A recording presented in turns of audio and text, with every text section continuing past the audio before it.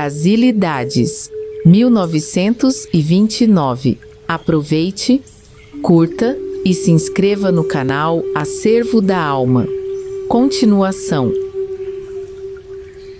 Possuíam um metal, o orixalco, que com eles desapareceu e nunca pode ser identificado. Cerne, a capital, era situada num planalto altíssimo, cujos 3 picos podiam ser distinguidos a grandes distâncias do alto mar. Era denominada a Cidade das Portas de Ouro. Esses 3 picos, pensam vários autores serem as Ilhas Canárias, onde o guanche continua a ser falado. Os modernos estudos de oceanografia ratificam a suposição de existir no fundo mar das Antilhas uma ilha, submersa em tempo remotíssimo. Os sábios atlantes haviam condensado numa síntese todas as suas leis. Gravadas em tábuas, revelavam esses regulamentos uma grande elevação moral. A mulher atlante gozava dos direitos concedidos aos homens. Politicamente, haviam tentado, como os primitivos chineses,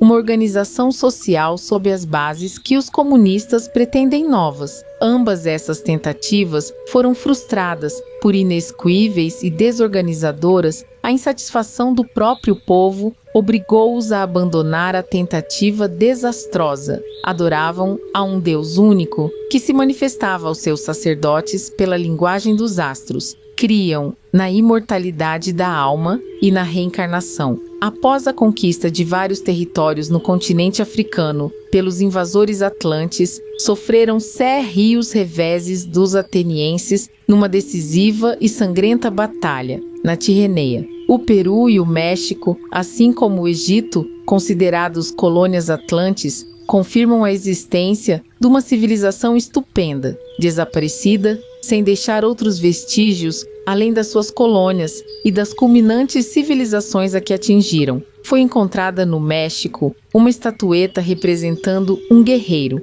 que se julga representar um Atlante devido à sua estranha indumentária. Todas as nações atribuem ao seu patriarca, o gerador da raça, paradigma, todas as suas virtudes, além da sabedoria e dos conhecimentos que todas as ciências e artes que lhes transmitiram, a organização legislativa que os rege. Claro que esses conhecimentos básicos, fundamentais da sua evolução cultural, se desenvolveram ou atrofiaram, segundo a aptidão e a inteligência do povo, obedecendo à lei do menor esforço e da aclimatação ao habitat em que se fixaram. Todavia, é dificílimo em tão intrincada meada separar a história da lenda, uma vez que tudo gira em torno de tradições, sempre alteradas pela sua própria transmissão ou desvirtuadas com o decorrer do tempo. Por sua vez, os historiadores sempre colaboram, e não raro,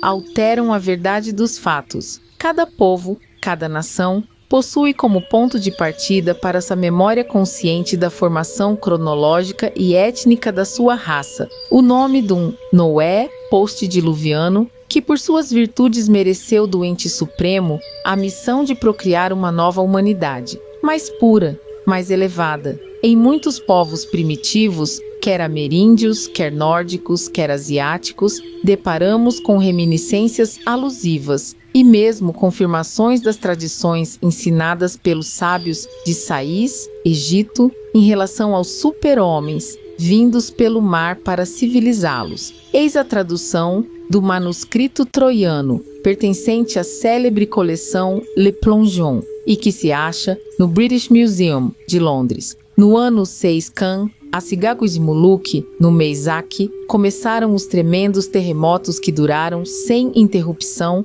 até 13 Chuen. O país das montanhas de barro, o país Mu, foi presa deles. Depois de ter sido erguido ao alto 2 vezes, foi tragado durante a noite, depois de haver sido minado por baixo ininterruptamente pela força das erupções vulcânicas subterrâneas. O continente foi levantado e abaixado várias vezes. Finalmente a terra cedeu e 10 países foram estraçalhados e arrancados. Eles se desmoronaram com os seus 64 milhões de habitantes, 8.000 anos antes da época em que isto foi escrito.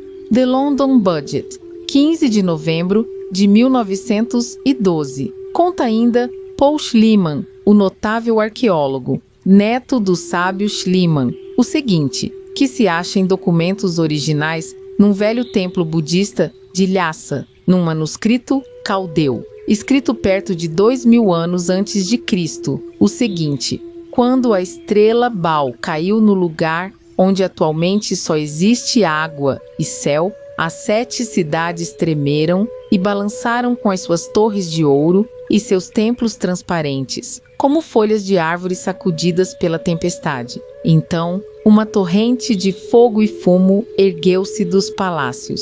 Os soluços dos moribundos e os gemidos da multidão encheram o ar. O povo procurou refúgio nos templos e nas cidadelas, e o sábio Mu, grã sacerdote de Ramo, levantou-se e disse: não vos havia eu predito tudo isto? E os homens e mulheres cobertos com suas preciosas vestimentas e de pedrarias gemiam: Mu, salva-nos! E Mu respondia: vocês morrerão todos juntos, com vossos escravos e vossos tesouros. De vossas cinzas nascerão novas nações. Se essas nações esquecerem que devem dominar as coisas materiais, não somente para se engrandecerem por isso, como para não se diminuírem, o mesmo fim as espera. As chamas e a fumaça abafaram as palavras de Mil. O país e todos os seus habitantes foram destroçados e logo tragados pelas profundezas. Termina o conhecido cientista com estas palavras impressionantes, proferidas por um grande arqueólogo mundial acatado. Que significação pôde haver entre estes dois relatos, um do Tibete, outro da América Central, contando ambos cataclismas que se assemelham e ambos referentes ao país de Emil? Se eu quisesse dizer tudo quanto sei, o mistério seria desfeito. Esperemos, portanto, que se resolva a fazê-lo para a confirmação do nosso ponto de vista, em o qual nos achamos em muito boa companhia. Em substancioso artigo, Silas Silveira respondendo à pergunta: o Brasil de hoje figurava em algumas cartas anteriores à descoberta com o nome de Terra dos Papagaios. Escreve: na verdade, o articulista da Terra dos Papagaios, o professor Altamiro Nunes Pereira, não foi o primeiro a levantar tal lebre, e provável que em seus primeiros dias a Terra apresentasse uma figura inteiramente diversa da atual. Mais de uma vez, a sua superfície mudou de aspecto. Assim, a Sicília já esteve unida à Itália, e a França, e a Inglaterra à Irlanda. O sábio Agassiz diz, em relação ao nosso Brasil, que estudou a fundo, todas as nações, de todos os continentes, conservam tradicionalmente a memória de cataclismas ou dilúvios que submergiram seus antepassados, ou fizeram desaparecer grande parte de terra firme da superfície do globo. Os atenienses só guardaram lembrança de um dilúvio, quando na realidade houveram mais. Ignorais até as vossas próprias origens, e não sabeis que sois descendentes degenerados de uma grande raça, disseram os sacerdotes de Sais ao grande filósofo Solon. Há manuscritos que contêm o relato de uma guerra que lavrou entre os atenienses e uma poderosa nação que habitava uma ilha de enormes dimensões no Oceano Atlântico. Nas proximidades dessa ilha, existiam outras e mais além, no extremo oceano, um grande continente. A ilha chamava-se Poseidon, ou Atlantis. Era governada pelos reis, aos quais pertenciam também as ilhas próximas, assim como a Líbia e os países que cercam o mar Tirreno. Quando se deu a invasão da Europa pelos Atlantes, foi a cidade de Atenas, como que a cabeça de uma liga de cidades gregas que, por seu valor, salvou a Grécia do jugo daquele povo. Ao abrir o primeiro capítulo da História Literária Fluminense, de Rui Gonçalves, lemos: embora o descobrimento do Brasil ocorresse em 1500, fato que hoje vem provocando sérias controvérsias, pois desde 1351 figurava o nosso país nas cartas marítimas, planisférios e mapas mundi do Portulano dos Medieis, como diz Arnaldo Damasceno Vieira. acrescentando que se chamava Ilha das Sete Cidades. Sobre a ilha, as 7 cidades do Brasil atual, escreve Oscar Marcondes de Souza. A página 30 da sua obra, a 28 de janeiro de 1174, recebeu Fernão Teles carta de doação de D. Afonso V, limitando as suas explorações à latitude da Guiné e depois, a 10 de novembro de 1187-1475, estendendo os seus direitos à imaginária ilha, às 7 cidades, já procuradas sem resultado por Diogo de Teive em 1452.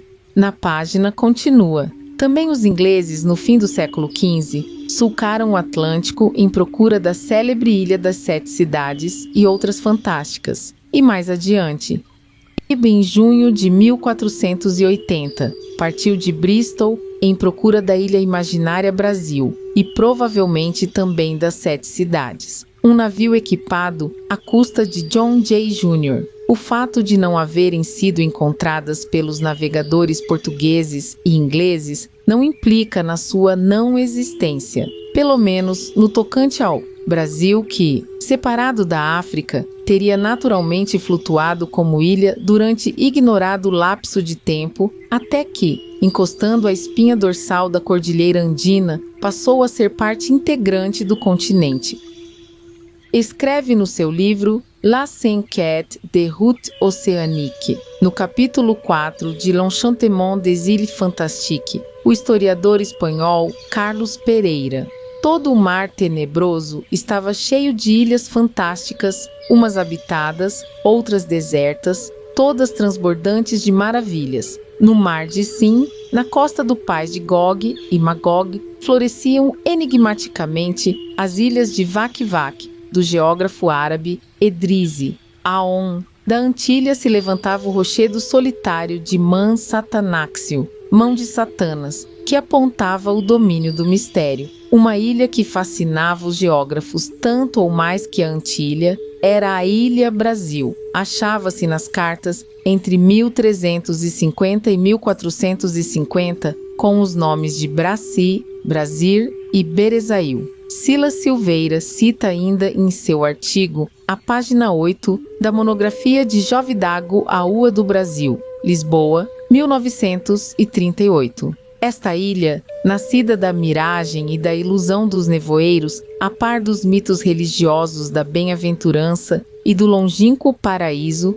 persistiu longamente por si mesmo, e ainda hoje, apesar de desaparecida dos mapas, como ilha, já se vê, os povos das Ilhas Aran continuam a crer firmemente na sua existência, dando-lhe intervalo de aparição de 7 em 7 anos. Da Unillustrated History of Ireland, capítulo 4, Irish Paganism, páginas 38 e 39, traduzimos: os pagãos irlandeses tinham uma vaga crença na existência de uma terra de juventude e paz eternas, conhecidas sob várias denominações: Moy Mel, terra do prazer; Tirnanoge, terra da mocidade eterna; Segunda Brasir, ou O Brasil, etc. Quanto à sua situação, variam os relatos, ou talvez seja mais certo dizer-se que existiam várias dessas regiões afortunadas. Algumas no subsolo, em rebrilhantes cavernas espaçosas, no fundo do oceano ou no fundo de um lago. Por meio Brasir ficava além do Oceano Atlântico, e afirmavam que podia ser avistada dos rochedos de oeste como uma nuvem pairando no horizonte, sobre o mar, a grande distância. Essa inconsistente ilha ocidental era também denominada Moy Mel. Essas regiões felizes eram sempre habitadas por fadas, e algumas vezes arrebatavam para elas os mortais. Em todos os mapas medievos, figura a ilha misteriosa em meio de outras no Oceano Atlântico, denominadas Estoca Fixa, Roilo, Satanaxio, Antilia e Zero-Berezail, Braci ou Beraxil, todas consideradas mais ou menos fabulosas, e suas posições geográficas desconhecidas. No século XIV, após as últimas descobertas dos grandes navegantes iberos e italianos, se verificou a realidade e positivou-se a existência de algumas. Assis Sintra, Reverend L. Port. Volume 38 afirma que o vocábulo vem do italiano medieval versino, bersino, já no século XII grafado, Braille, pelo francês Christian de Troyes. João Ribeiro vê nele uma combinação com esses e o nome celta, Bresail, de Bress, boa sorte. Segundo Ecott Elliott, os territórios compreendidos pela Atlântida estendiam-se alguns graus a leste da Islândia, até aproximadamente ao local onde hoje está a cidade do Rio de Janeiro, na América Meridional, compreendendo suas regiões equatoriais o Brasil e toda a extensão do oceano até a Costa do Ouro na África. Pensamos diversamente, apoiados em Wegener e emacurados estudos a que nos vimos dedicando. Com a imersão da Atlântida, teria emergido nos Antípodas, a Austrália, a que nenhum escritor antigo se referiu jamais. As águas, desviadas pelo maremoto, teriam destacado da África o bloco imenso, que se aproximou dos Andes para formar a América do Sul, criando a imensa região do Chaco. Na bacia do Rio das Velhas, Minas Gerais, a terra tem se aberto em vários pontos, deixando ver imensos lençóis d'água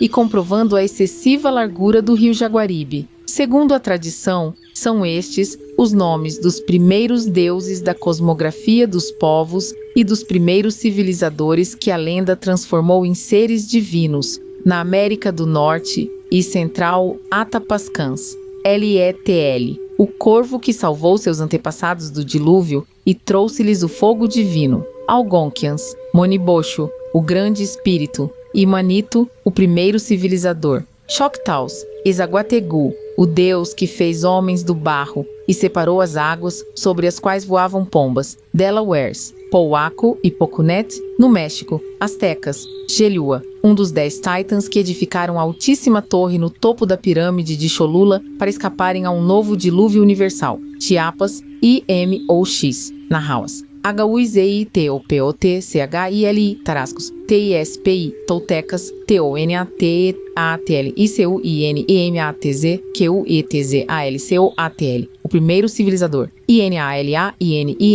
primeiro casal humano, New Yutacan, Itzuaus, Kukulkan como deus, Zamna, primeiro civilizador, Nonkomala, primeiro homem, Maias, Malmatzu como deus, Itzuma e Itzel, primeiro casal humano, Costa Rica, Nubu, o deus que espalhou a semente dos homens, depois do dilúvio. Na América do Sul, no Brasil em geral, deus Tupã. Arhuacos, Camu, primeiro civilizador. Apapocuvas, deus Nhandereçu, Nhandeci, a mãe grande e Guirapati, o Noé de sua raça. Barés, Porominaré e Amal, o primeiro casal. Bororós, Marrebo e deus bom. E Bope, o deus maléfico. Bugres, Ruxa, o demônio grande. Caincangues, Caiúce e Camê como primeiro casal humano. Caraíbas, deus Tamu, Caraiás. Caboi, o deus que fez surgir o homem do fundo da terra. Cananchiuê, civilizador. Craós e Pana, o deus benéfico. Onti, o deus maléfico. Tapuias, Tamandaré, o único sobrevivente do dilúvio que submergiu a cidade dos telhados de ouro. Tupis, Tupã, o deus que ensinou o uso do fogo e a agricultura. Na Colômbia, Muiscas, deus Uca, Bochica, a primeira civilizadora, Nenquetaba e Xia, primeiro casal humano. Na Bolívia, Aymarás, Tiahuanaco. Na Guatemala, Chimus, o sol poder criador. Nata, o primeiro civilizador. No Paraguai, Aranda e Sumé, primeiros civilizadores. Na Patagônia, Setebos, deus, Zeuca, fundador da raça. No Peru, Incas, Tupac e Upan, sendo deus. Uiracocha, primeiro civilizador. Quichés, Pachamac sendo deus. Quetzalcoatl, primeiro civilizador. Na Venezuela, Chibchas, Muisco, Macuxes, Marerevana, Caapienas, Ruda, o deus do amor. Camaçãs, Yacialua, Inhais, Uacialua e Xeirituna, a mãe d'água. Guaicurus, Caracará, a ave que criou homens guerreiros. Manaus, Manara, deus do bem, e Sarana, deus do mal. Manivas, Pari, o ser superior. Mundurucus, Caru, Sacaerê, o primeiro homem nascido das trevas. Nhambicaras, Enoré, o ente supremo. Zalué e Rorolaialo, o primeiro casal. Tarianos, deus Capriculi. Tucás, deus Tupã, Tupinambás. Tupã, o ser supremo, e vários deuses menores. Os poemas de Homero, a Ilíada e a Odisseia, até hoje consideradas como obras de ficção, estão de tal forma repletas de detalhes históricos, científicos e geográficos que não podem deixar de ter um fundo verídico. Lê-se no livro de Telema, capítulo 13, a descrição surpreendente de uma terra desconhecida e maravilhosa. A Betica é um país de que se contam coisas tais, tão extraordinárias que é difícil tê-las por verídicas. O rio Betis desliza em um país fértil e sob um céu sem nuvens. Esse país tomou no nome do rio que deságua no grande oceano, bastante próximo das colunas de Hércules, Ceuta e Gibraltar. E é desse lugar que, em tempos antigos, o mar desmontado, rompendo seus diques, separou a terra de Tarsis da grande África. Esse país parece haver conservado as delícias da Idade do Ouro. Os invernos são tépidos e as rigorosas rajadas hibernais não sopram nunca. As ardências do verão são sempre suavizadas pelas brisas refrescantes, que vêm temperar o calor causticante do meio-dia. E assim, o ano inteiro não é mais que o conúbio feliz da primavera e do outono, que parecem estar sempre de mãos dadas. A terra produz, cada ano, recolta dupla, tanto nos campos como nos vales. As estradas são marginadas de louros, jasmineiros e outras árvores que jamais despem as folhas. São inúmeras as minas de ouro e prata existentes nessa bela terra, cujos habitantes, simples, felizes na sua simplicidade, não se dignam contar o ouro e a prata como riquezas, e só valorizam o que é realmente necessário à vida do homem. Como não se ver nessas riquezas e sua situação topográfica a imensa e opulenta região que se estende das margens amazônicas às dos rios que banham todo o norte do Brasil, onde estariam situadas as bíblicas Ofir e Tarsis. Inúmeros são os exemplos nas escrituras de crismarem-se os homens, de adotarem um apelido adequado a fato importante de sua vida. Xiristo deu a Simão o nome de Pedro quando instituiu chefe da igreja. Tarsis, na Bíblia, é nome de varão da tribo de Benjamim, que ele desse o seu nome à Terra Áurea por ter descoberto suas fabulosas riquezas, e com o decorrer dos tempos, esse nome passasse a simbolizar colheita aurífera, nada mais natural. Ofir fica próximo de Parvaim ou Paruim, que foi mister abandonar mais tarde pelas facilidades oferecidas pelas jazidas inexploradas e veios de maior abundância, são concurso de razões bastantes para, junto à etimologia da palavra, determinarem onde tal país deveria encontrar-se. África e Brasil, de Heródoto a Wegener. Não é de hoje que se vem observando uma curiosa coincidência. O recorte dos litorais de Brasil e da África se ajustam, suprimindo o Oceano Atlântico como delicadíssimo jogo de encaixes, de modo impressionante. O Cabo de S-Roque entra no Golfo de Guiné. A chanfradura da Baía de Todos os Santos parece feita para receber a saliência da costa de Gabon. A proeminência de Cabo Frio ocupa exatamente a reiterância da Baía da Guanabara, agora criminosamente alterada, adapta-se com a mais perfeita exatidão à costa de Moça-Medes. Essa curiosidade impressionou fortemente o sábio alemão Wegener, que estudou com a minuciosidade e a pertinácia da sua raça o caso estranho, solucionando um dos problemas que escapam à perspicácia dos geólogos e dos demais cientistas. Dizia que os continentes, outrora um só bloco, se fendera ao meio, e como gigantesco pedaço de cortiça boiando sobre as águas, se destacou da África paulatinamente. O vão que se largava foi ocupado pelas águas que formam hoje o Oceano Atlântico. Wegener afirma que a América, ao separar-se da África, voltara-se para o lado do Ocidente como sobre um eixo, impelida pela força das águas, até encontrar apoio e fixidez no litoral formado pela imensa espinha dorsal das crateras que se estendem do Equador à Terra do Fogo. As terras que escorregaram das vertentes ao longo da imensa cadeia andina teriam, com o decorrer dos tempos, formado os imensos pantanais que separam os altos chapadões centrais do Brasil, Bolívia e Paraguai, e se alongando em direção ao norte, nas planícies alagadiças do Amazonas. O empolgante estudo a que nos vimos dedicando desde 1927 reforçou a nossa opinião quanto ao deslocamento da parte do litoral do Brasil,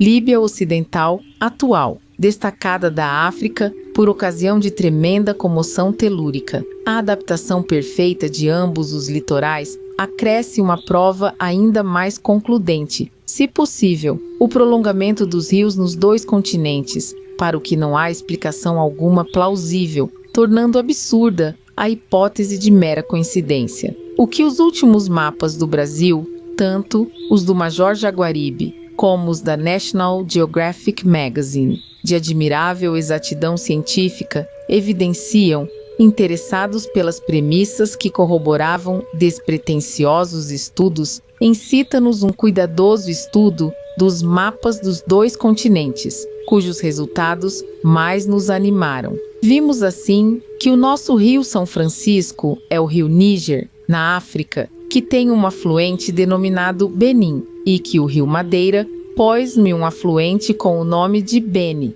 O Rio Congo se prolonga no Jequitinhonha, o Coanza, no Rio Doce, o Cunene, no Itajaí e o Orange, no Paraná.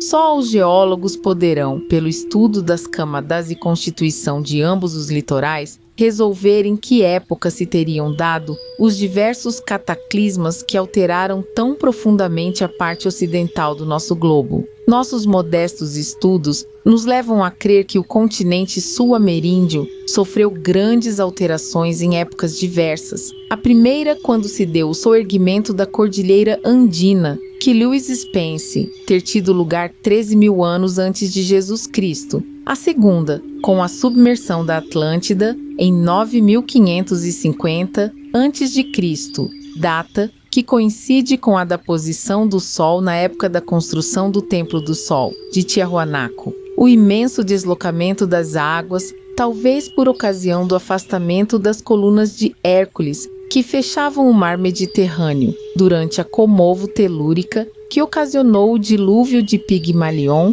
e a submersão dos restos das ilhas dos Atlantes. Teria contribuído para que a Líbia se destacasse então e, girando lentamente, viesse completar o território de Chaco, já em formação. A súbita elevação da costa pacífica da América do Sul, de 0 metros a 3.500 graus, está confirmada pela descoberta do vasto planalto na Colômbia, a que se deu o nome de Campo dos Gigantes, por estar literalmente coberto de ossos petrificados, de mastodontes evidentemente mortos pela rarefação do ar e pelo frio, devido à formidável e súbita elevação do terreno que habitavam. O professor Poznansky afirma que Tiahuanaco, Bolívia, era cita à beira-mar e habitada por população já muito civilizada nessa época. A elevação das Andes contribuiu ao mesmo tempo para a formação dos lagos vulcânicos do Popo e Titicaca.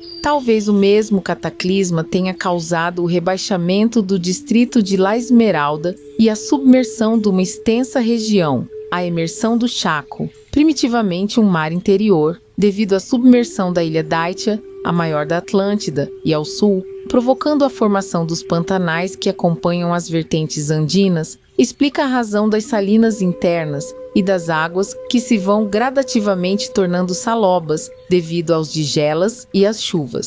O primeiro bloco emergente teve por limite a Serra do Espinhaço, a cujas vertentes se apoiou mais tarde o segundo bloco, destacado da África, formando-se então o rio Amazonas pela compressão das terras. Em notável artigo sobre a constituição geológica, lemos o seguinte na revista Daraná: a distribuição geológica dos terrenos no Brasil merece alguns comentários de ordem geral, principalmente se procurarmos estabelecer as relações entre as idades dos terrenos e o da tradição que ensina. o Vale do Amazonas, o Chapadão do Roncador, em Mato Grosso, a região de Ponta Grossa, Minas e Paraná, Vila Velha, a Zona Sul Mineira e a faixa litorânea do estado Rio de Janeiro, Serra dos Órgãos, Serra da Estrela e da Tijuca, no Distrito Federal, são regiões das mais remotas que viram florescer antiquíssimas civilizações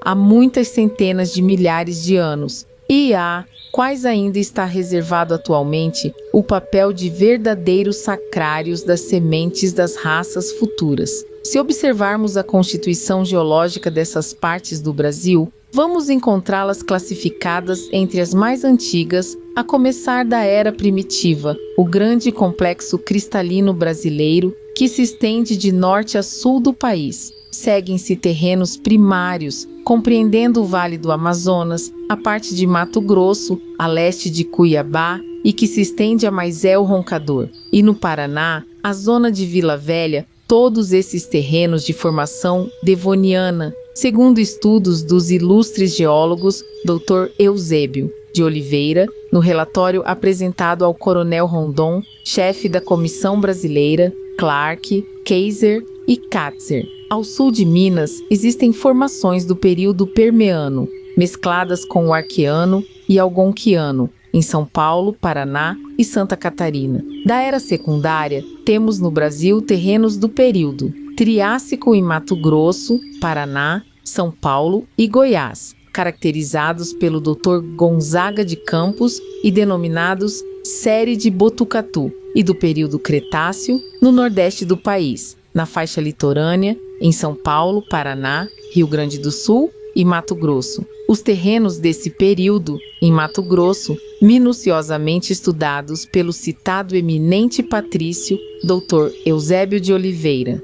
A grande faixa de terra que se estende pelo litoral, de norte a sul, desde das costas do Espírito Santo até o Vale do Amazonas, com ramificações em São Paulo e Minas Gerais, pertence ao grupo terciário e é caracterizado pela presença de estistos, alguns betuminosos como os da Bahia e São Paulo, e de argilas de vários tipos. Dessas considerações, vê-se que as terras do Brasil pertencem às mais antigas formações da crosta do globo. Aqui pertencem as serras que bordam a nossa formosa Guanabara com seus monumentos pétreos de vetustez multimilenária, a Pedra da Gávea, o Corcovado, o Pão de Açúcar, etc. A região sul-mineira pertence, geologicamente falando, ao grande complexo cristalino brasileiro e ali se encontram os dois sistemas, Arqueano e Algonquiano, que constituem o grupo primitivo, formado imediatamente após o resfriamento da crosta terrestre, segundo os dados oficiais da geologia. É nessa região que se encontra a cidade Gina de Essintomé, das letras 66 rasilidades, formando 3 tipos de terreno bem estudados por Orville Derby, sob a denominação de séries de lavras, de Itacolmi e de Minas. Em São Tomé das Letras, predomina o tipo itacolomito, ou arenito flexível do Brasil, constituído por grãos de areia ligados por um cimento de mica, gênero sericita, que lhe empresta seu brilho sedoso e flexibilidade característicos. Outro característico da rocha de São Tomé das Letras é a presença de arborizações de dendritos, oxido de manganês, cuja dissolução pela água dá uma coloração amarelo-rosada à massa de arenito, impregnando o cimento sericitoso. O sábio Agassiz, que estudou a fundo o Brasil, ensina: penso que quando toda a costa estiver inteiramente explorada, se reconhecerá que uma parte da terra, de uma extensão de 100 léguas, e que se prolonga do Cabo São Roque até a extremidade setentrional do continente sul-americano, foi devorada pelo oceano. Em outra obra, Agassiz assegura que o mar invadiu o continente numa época em que o rio Tocantins se achava a grande distância e que o rio, que não era senão um afluente, tomou a aparência que tem hoje. Lemos na primeira página do Brasil, Past, Present and Future, de J.C. Okenfold.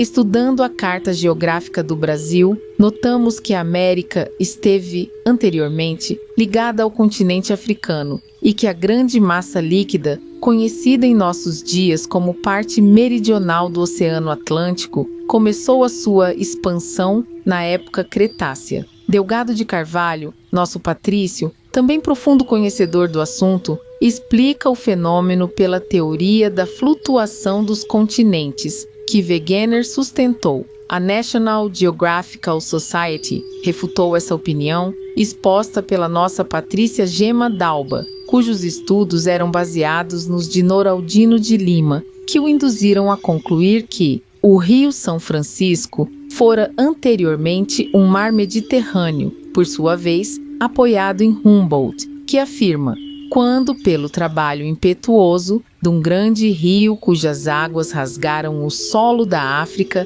a parte que se destacou veio unir-se a uma outra terra que, segundo Heródoto, seria a Líbia Ocidental.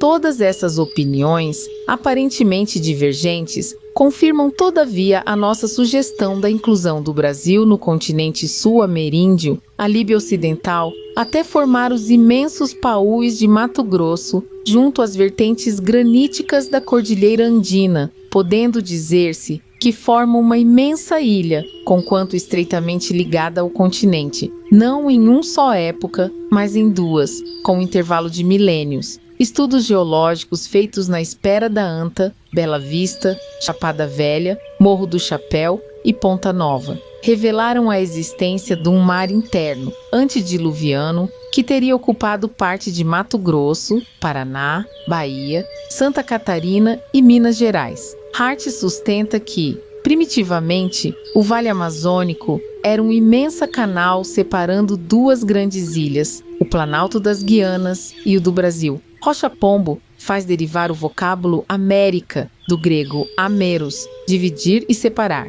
e Gaia, terra. O cônego Penaforte, porém, assevera ser vocábulo tupi, o doutor. Lund, cientista dinamarquês, que viveu estirados anos estudando in loco as cavernas de Sete Lagoas, Minas Gerais, concluiu que o Rio São Francisco representa um mar que, lentamente apertado entre dois continentes, se tornou Mediterrâneo. Afirma ainda que as provas de que a maior parte deste país era, há 3.000 anos, um grande mar Mediterrâneo são evidentes. Heródoto, o pai da história, refere-se a miúdo a um lago Triton, cuja autenticidade tem sido muito discutida, mas que Edilna de Charton, no Magazin Pittoresque, julga haver sido situado na África, pela banda de oeste e provavelmente desaparecido em algum tremendo terremoto. Se esta suposição se justifica com a teoria de Wegener, esse lago seria o Golfo de Guiné,